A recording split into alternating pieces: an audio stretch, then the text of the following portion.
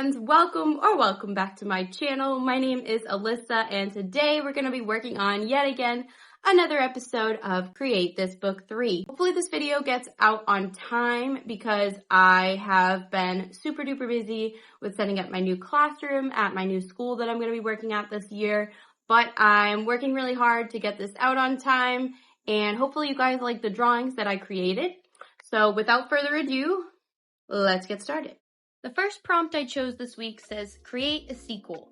Make a book or movie sequel to one of your favorites. Draw the cover and write a quick synopsis. So for this prompt, I thought of one of my favorite childhood stories, which is Frog and Toad. I used to read these stories with my mom when I was a kid, and my favorite one to read with her was the story called Cookies. Now, if you're not familiar with this story, it's basically a story about how Toad makes a fresh, delicious batch of cookies, and then him and Frog, the entire story, learn a lesson about willpower and try not to eat all of the cookies. But at the end, they can't control themselves and they have to give all the cookies to a bunch of birds to eat because they don't know what else to do. They try to do different things to make themselves not eat the cookies, like putting them in a box, and then tying string around that box, and then putting that box on a high shelf, but none of it works, and it honestly just reminds me of my mom and I, because we would always get a kick out of the story because we both have sweet tooths and love dessert and sometimes have no willpower. So the sequel that I came up with here is called Frog and Toad Eat All the Cookies, and here they are with stomach aches. They're looking really sick, and Toad is trying to finish that very last cookie there, but you can tell that he has no room left.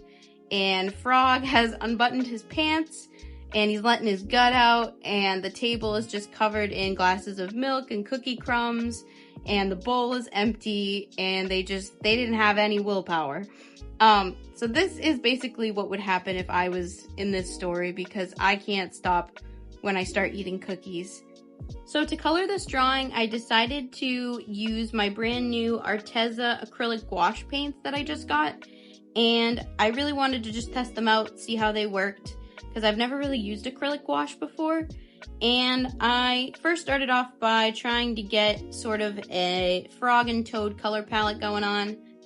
The illustrations in these books use a lot of neutral colors, which is typically out of my comfort zone. I use a lot of bright, vivid colors in my artwork, so this was a nice kind of switch up for me. And for the title, I did look up the font online to make sure that it looked like all the other books' titles. I really liked these gouache paints, however, I think if I use them again, I would like to do a kind of underpainting with watercolor and then use the gouache on top. I know that a YouTuber that I watch named I'm a Wonder does this in her artwork, and I think that that process might work a little bit better for me because right now you can see through the layers of gouache a little bit more than I would like. I really like my paintings to be opaque, and I don't like to see a lot of brush strokes in my work. I also used too much water in this part of the video, so you can see Frog's face like melting onto the couch, but I didn't realize until it was too late. So now the couch kind of has a stain on it, but that's alright. I try to fix it up a little bit later. Now, if you actually look at the illustrations of this book, you'll see that the outlining of everything is in black. So I realized that my green outlines weren't really working and they weren't really giving the same aesthetic as the books. So I went back in with this fine liner Posca marker and traced over all of my green lines with black instead, and I think that really started to make the piece come together.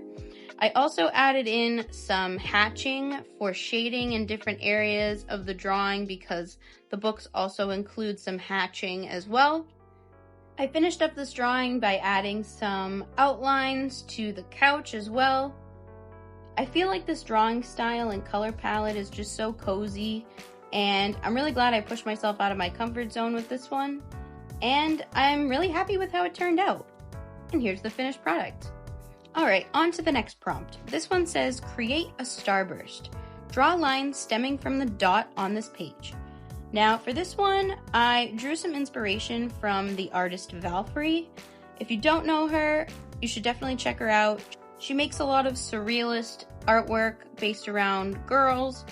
And so my idea for this one was to create sort of a sun drawing, but the sun is a girl's face.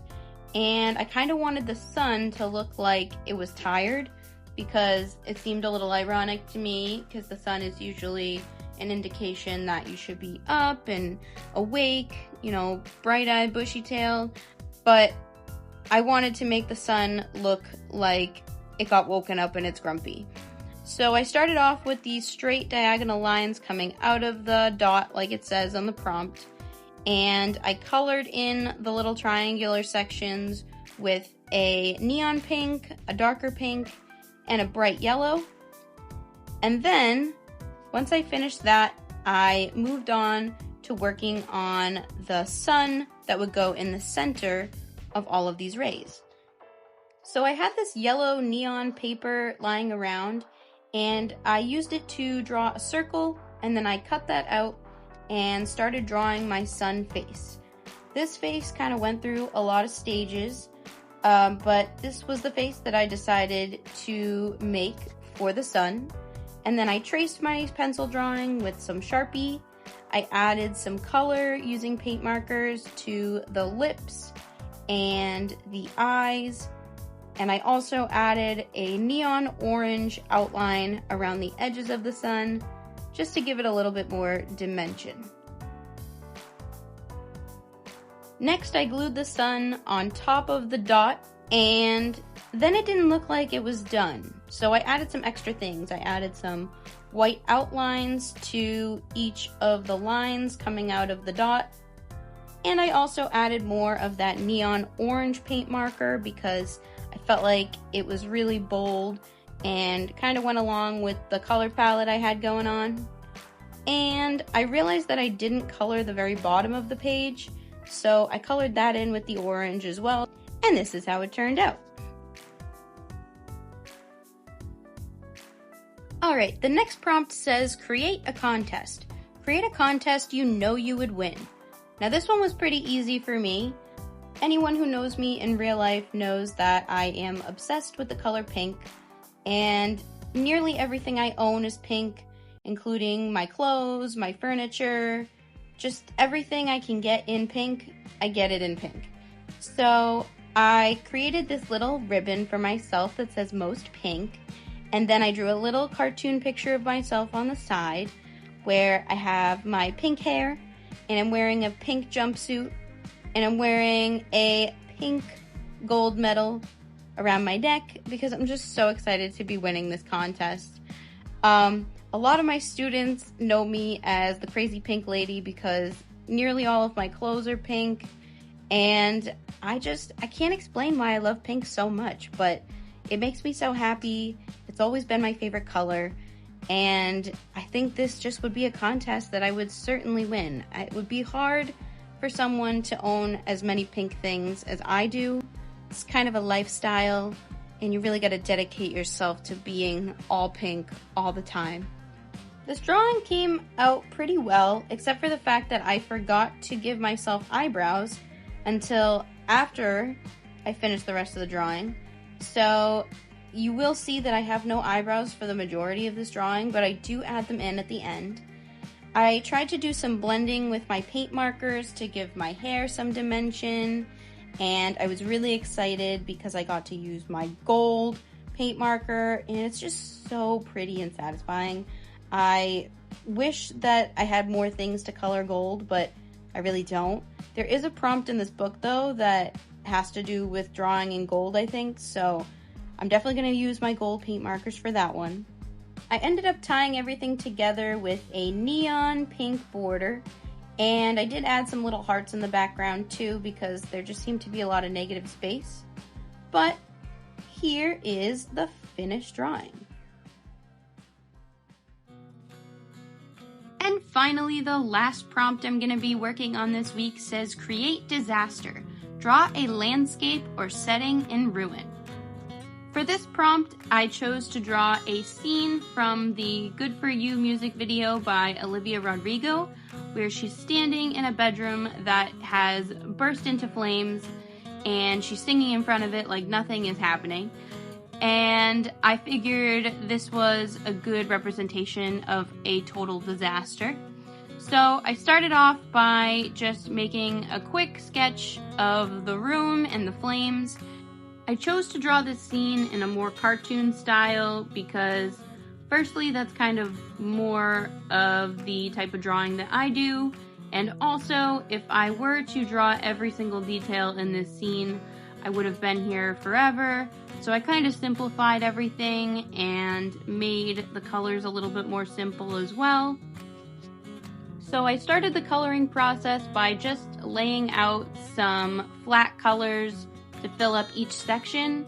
And then I built up the colors more and more to make things look more detailed and three-dimensional. Now, if you've seen my previous Create This Book videos, which if you haven't, you definitely should go check them out. But you'll know that I've been having some trouble with these Art X acrylic paint markers because they keep drying out on me. And so I tried a hack that I heard from another YouTuber to take the back off of the marker and put some water in it to reactivate it. And I think I put way too much water in this because it exploded all over me, all over my clothes, all over my leg, all over my desk, all over my drawing. But it did reactivate the marker. But word of caution, if you do end up doing this hack, definitely don't put a ton of water in the back of the marker. Maybe like an eyedropper amount of water, because I filled it up quite a bit and it was a mess and it doesn't come off of your clothes. So my clothes are now ruined, but I guess that's just what I sign up for when I make art. So moving on from my little rant here, I now am working on Miss Olivia Rodrigo's face here. Obviously, she doesn't look exactly like Olivia Rodrigo, but she's like a caricature of Olivia Rodrigo.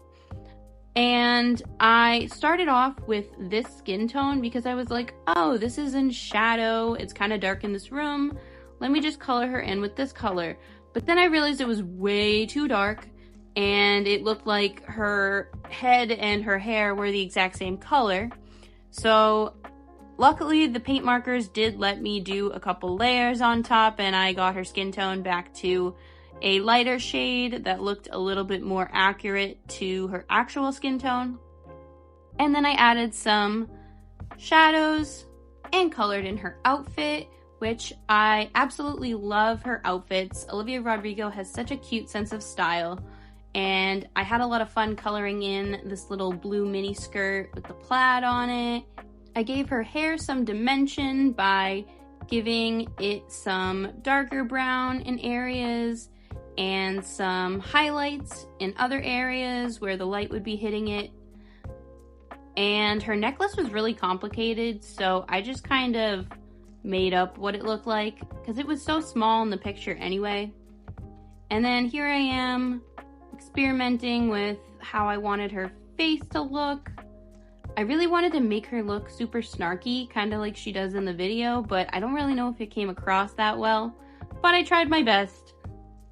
I used my white gel pen to add some shiny highlights to her eyes and also the necklace and her lipstick and the tip of her nose. And then I went in and outlined all of the flames with this light orange color just to add some different colors to them because obviously the flames are not just yellow, they're kind of all different shades of warm colors. So I did the orange outline and then I added a teensy bit of white to the center of all of the flames just because I felt like they needed to look a little bit more shiny. And I also added some random little speckles to look like the flames were moving with some orange. The floor in this scene is covered with either water or gasoline, I'm not totally sure. But I tried my best to create a little ripple effect so that you could see that the room is dark and the flames had a bit of a shadow on the water. I made this drawing pretty late at night, so I was kind of tired, and this definitely isn't perfect. The perspective is a little weird, and then here you can see I messed up even the name of the song. It's written as good for with the letter U, and I wrote out the word U, but it's alright, you know, it's all good. I think it's really cute, despite all of its little flaws. And with that, we have reached the end of today's video. We created a sequel, we created a starburst, we created a contest, and we created a disaster. Thank you so much if you watched this video till the end. Make sure to like and subscribe if you are interested in more arts and crafts related content, and I will see you in the next one. Bye guys!